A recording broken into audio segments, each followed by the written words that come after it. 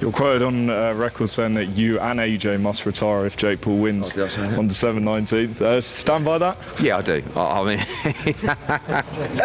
oh, I suppose so. Shit, yeah. Look, I don't see a world where Jake Paul wins this fight. I know that boxing's boxing. And Eddie Hearn announced retirement for AJ if he loses to Jake Paul.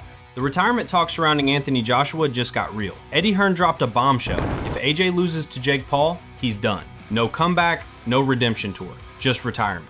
All right, now I'm a bit worried. I won't retire. AJ should retire if he loses. No, sorry. No, I see AJ winning this fight with ease, comprehensively, destructively, violently, and I don't see a world where Jake Paul is competitive in the fight, let alone win the fight. This boxing match is career suicide.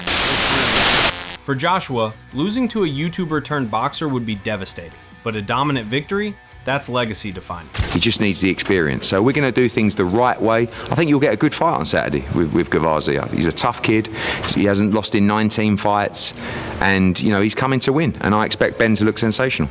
The announcement sent shockwaves through boxing. This fight split the community down the middle, creating more controversy than anyone anticipated. Boxing purists questioned everything. Why would a former unified champion risk his legacy against someone who started on social media? Tommy Fury called it a spectacle disguised as sport, claiming Joshua could beat Paul with one arm tied behind his back. But if I can beat Jake Paul, then excuse my French, what the fuck is Anthony Joshua going to do to Jake Paul? I think my dad said that AJ could beat him with his prick, and I completely will back that up. Even if AJ had a broken arm in there, it still wouldn't go past a minute. To be quite honest with you, and as a safety aspect, there's no way that fight can go ahead. At the end of the day, my God, how good does it make me look?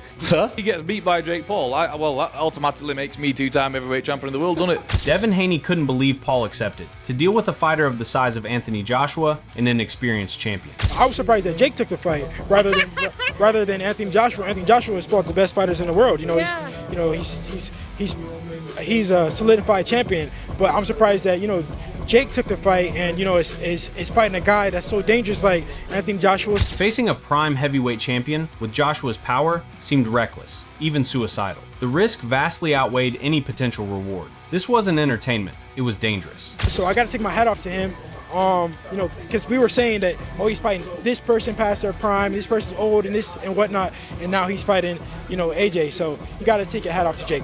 Michael Buffer acknowledged the elephant in the room. Joshua is one of boxing's most devastating finishers. Taking that fight requires genuine courage. Anthony Joshua is, at this time, and has been for years, the biggest puncher in boxing. He's a devastating puncher. So I got to give Jake a lot of credit for wanting to take this fight. But Paul thrives as the underdog. His speed, youth, and fearlessness could create problems. He's evolved beyond the social media star label into a legitimate professional who trains obsessively and performs under pressure. Even Andrew Tate, once a skeptic, admits Paul's earned respect through dedication and improvement. Huge respect to Jake Paul. I have nothing bad to say about Jake. Everything I was going to say, I can no longer say. So fair play to him. He's a brave man. He believes in himself. And I wish him and AJ a fantastic fight, and I hope they both come out without injury and without any problems and without any health issues. And I don't take it personal. Like, there was a time when Jake was really insulting me, and Logan Paul hated me, and all these things, and KSI insulted me, and Chase insults me. All these people insult me. I'm really just, I'm just a normal dude. I have respect for people who do things that are worthy of respect. I harbor no hate in my heart. I wish Jake the absolute best. Tate now backs Paul completely, recognizing the transformation from influencer to fighter. How come? Jake's the same size, and Jake isn't a YouTuber. Everyone needs to stop talking like Jake is a YouTuber. Jake is a boxer. Jake has more money than 99% of professional boxers on the planet. He has a full-time training camp. He lives with a full-time gym, full-time trainers. He's dedicated his life to the sport for nearly 7 or 8 years. That's a professional boxer. He's an ex-YouTuber. And this whole narrative, I'm just a YouTuber, is a really good sales tactic, because Jake is a boxer, and he is at heavyweight. So it's a heavyweight boxer against a heavyweight boxer. The skill gap remains massive. Joshua brings world-class technique, championship experience, and knockout power Paul has never faced. His jab alone could control the entire fight. Joe Rogan laid it out bluntly. Paul's risking everything for a payday against a world champion who could end the fight with one punch.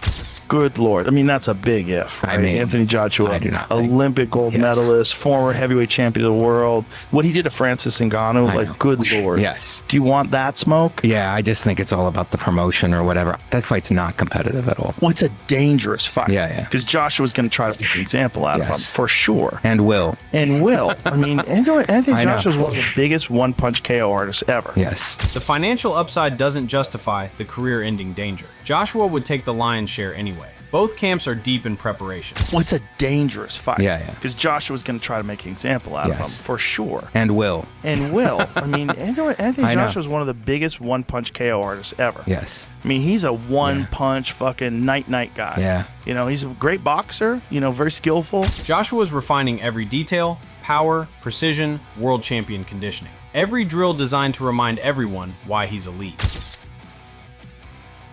My intentions have been pure. I want Joshua. He's been dodging me, ducking me, and I was like, whoa. So I called Eddie, has there been any conversation between you and the Wilder camp? No, we ain't heard a peep. I said, so why is he calling my name out saying I've been ducking and dodging it? I feel like we've been stuck at a big hurdle with this last WBC belt.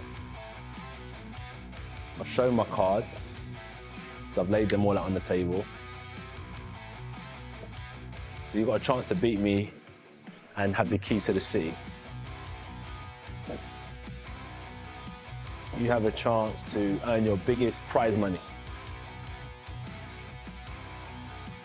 You've got a chance to fight in front of the best and the biggest crowd that boxing has to offer at Wembley Stadium. That being said, I don't know how many more cards I have to lay on your table to entice you. I'm ready to give it all. Jake Paul, on the other hand, is training for speed and strategy, determined to prove he belongs with the heavyweights. The moment that we've been waiting for. We've been trying to make this fight happen for quite some time now, and it's finally here, and we're definitely ready. Know that you can never beat me long as you play in the set. Wake him up. It's all you, baby. It's all you. We're 12 days away now. Joshua's team isn't treating this like a circus. It's a real fight requiring discipline and focus. Underestimating Joshua's experience and power could be fatal.